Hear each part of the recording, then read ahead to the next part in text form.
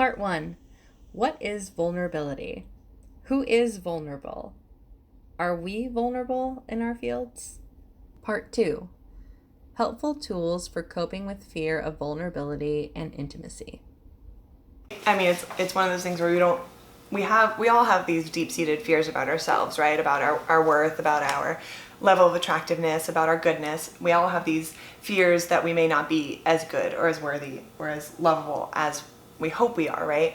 And so I think extended eye contact, like metaphorically, also literally, but sometimes metaphorically, like that's what vulnerability is, and we're afraid that people may confirm our fears. You know, that like not only are we afraid that someone will reject us for whatever reason, but we're also afraid that they'll see something in us and confirm our deepest, darkest fears about ourselves and our worthiness or lack thereof or whatever. So it also comes down to self-love, you know, and the confidence in that, because I think we all have a certain level of doubt about our worthiness, and whether that comes from trauma or just society or the way we're raised or whatever. You know, like with my dad, you know, feeling like my lovability would be lessened if I revealed that I was gay. You know, it's like one of those things. And then I may feel less lovable if I interpret his reaction to be anything that confirms that fear, you know. And I think that's a big part of vulnerability,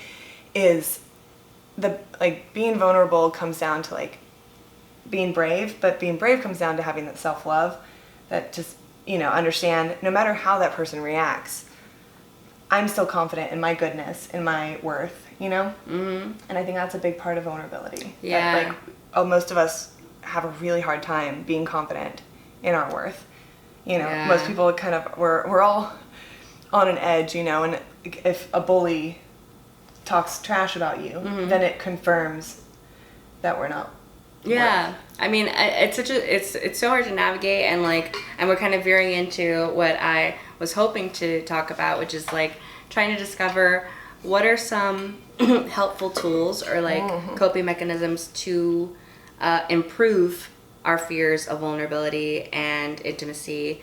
The two kind of like overlap for me, and I'm not sure if they're the same thing or not, but they're very close together. I agree. They're siblings. Yes. Vulnerability and intimacy. Right. So like for example, with the physical intimacy, like in that exercise,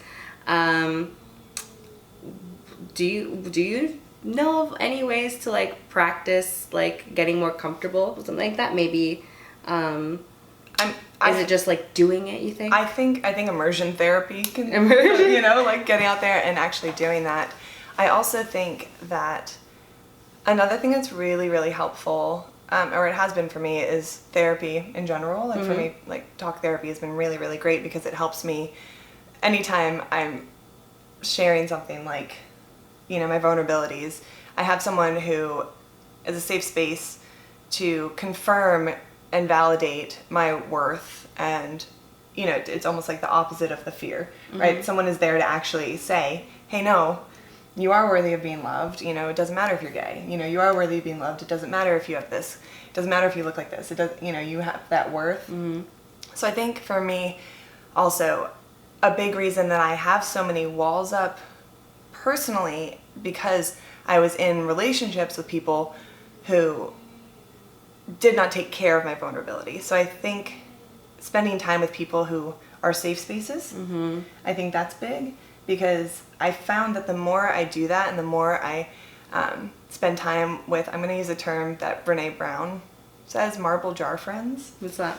Okay, so there's, I'm gonna mess this up, but basically the concept is that you have a jar of marbles, right? And, you know, when someone proves their trustworthiness, you know, they get like a marble in that jar of friendship, and people who have like a full jar of marbles have proven that they are trustworthy people in your life, you know, and capable of handling your emotional space, being safe spaces, and so they're marble jar friends. Okay. And I found that the more time I spend with my marble jar friends and the people in my life and my therapist, you know, things like that, safe spaces, that's a good place to learn how to be vulnerable, but also how to be brave and how to be strong regardless of the outcome. I think it's kind of like learning to swim, right? it's really scary if you don't know how to swim, because there's these deep, dark waters and you don't know if you're going to drown. You know, there's so much fear, you don't know what's lurking underneath. But if you start in the shallow end with an instructor, you know, or a friend who knows how to swim, or someone who can be like, here's a little like floaty, use this, like eventually you're going to get to the deeper end. You're going to be able to swim, you're going to be able to dive deeply, and you're not going to be afraid of it. So I think that emotionally, like the people in your life, you know, if you have these people who can be safe spaces, then it's a lot easier to learn how to swim alone. Yeah. Or with other people, or in the deeper end. I'm going off on this. Right. But, No, but yeah, I think yeah. that for me, that's been where I've developed the most when Right. it comes to vulnerability. Yeah. So I think our takeaways are that not everyone is deserving of your vulnerability and your intimacy. And it's not your fault if they are not a safe space, or if they don't have the emotional capacity to handle it, or if their reaction isn't what you'd hope to be. It's not your fault. Right. It doesn't, yeah, like all these fears that one might have about giving someone their vulnerability or intimacy. So we're talking about physical and emotional and spiritual. Your fears could be it's often going to be back onto you, right? It's Yeah. going to be back onto you. So, they think I'm a bad person. They think I'm weird. They think I'm all those things. It kind of, I think the fears always try to kind of come back onto you. But it is more reasonable to realize that it's more often than not another person just cannot handle your vulnerability or shouldn't have been trusted with it. Right. And it's going to be hard to determine that sometimes. Right. One thing that I remember writing in that post was that, you know, or accepting someone else's vulnerability is just as complicated and complex sometimes as sharing your own.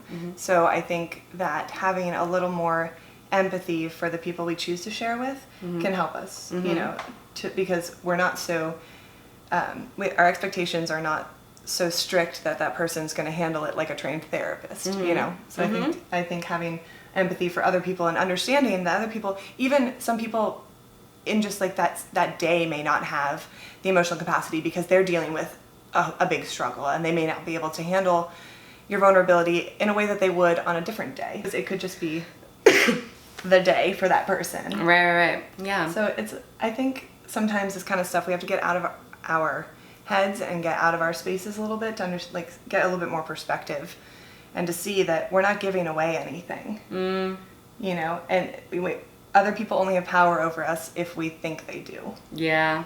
It's so hard to really accept that, and I don't know what it is about the fragile human mind, but I think that so many people, including myself, are just riddled with fear, and the fear is more controlling and has more power over us than anything else, 100%. than anything than other people could think of them, etc. Right. We all think the worst of ourselves, worse than anyone else would think of us. Yeah. So what about you? Especially because you've been experiencing this recently, and this is kind of starting to become something you think about more regularly, and you're becoming more aware of within yourself. Anything that you think will help with you to kind of wrangle this fear, you know, well, so you can sit knee to knee and touch someone's chest and that's still so terrifying. let them look at you and see things. Oh my god, maybe it might be I haven't even tapped into the body dysmorphia part of having someone look at me. So that's that there was another actual intimacy exercise that I was forced to do in college, was to make eye contact with myself in the mirror and tell myself that I'm worth it when I was going through a bad dysmorphia attack. Yeah. God, I can't even imagine how hard that must have been. That was so bad. I was sobbing, but I had to do it or I couldn't leave the office. So it's weird. I guess similar to the takeaways we've already been going into, is that perhaps practice from the shallow end to the deep end in baby steps, right? So I think that for the example of making eye contact with somebody else, knee to knee, heart to heart, That might be deep end. Right. So for something like that, maybe what I just mentioned with like doing work in the mirror is your baby step.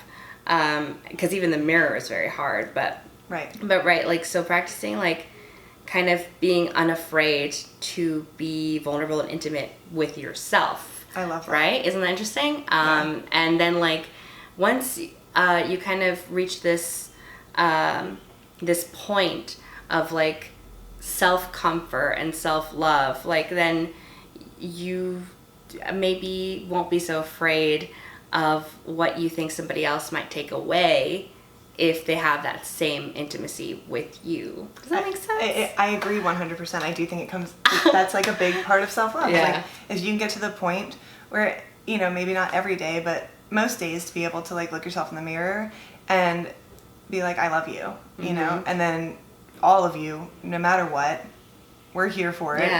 And so then when someone else is in that same space with you, you know, whether or not they react in a way that you would hope, you can still be like, well, I love me. Right. You know, be your own safety net. Exactly. Like if you're strong enough to be your own safety net, then anybody else's mockery or rejection or perception of you is not gonna shake you. I think I just found what people are scared of there. I think, unfortunately, I don't have the literal phrasing, but like I think there's a fear of like kind of having the carpet pulled out from under you. This loss of control and all those things. But no one can pull the carpet out if your feet are firmly planted. Right. They're not going to be strong enough. Right. So that's why finding that strength within yourself first is probably going to be to your best benefit. Your best defense. In order to have vulnerability and intimacy with other people. And it's also a daily practice. I don't think any of this stuff is like, well, I've accomplished self-love. Like, let me go about my life. It's for me, it's a daily practice. And, you know, some days are better than others.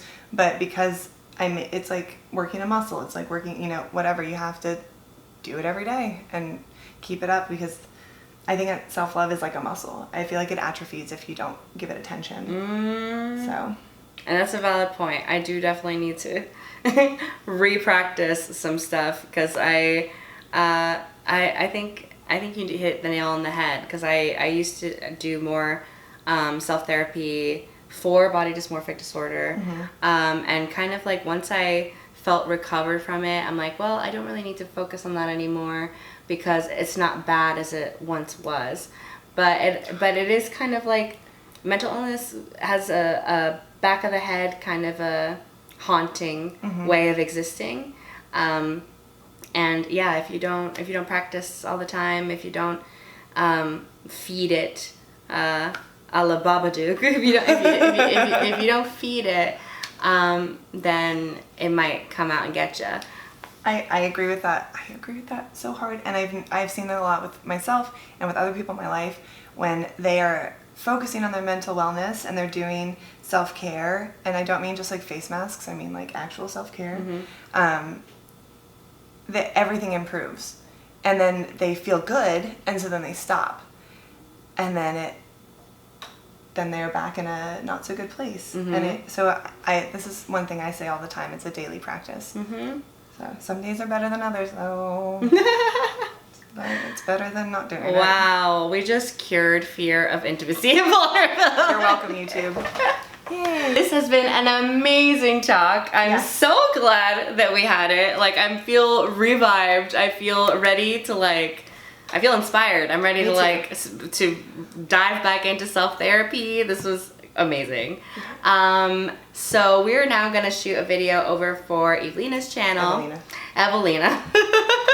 It's fine, everyone does it. I always do that. All right, we're going to do a video now for Eveleena's channel, and I'm going to put a link in the description, and I will see you eventually. Bye. Guys.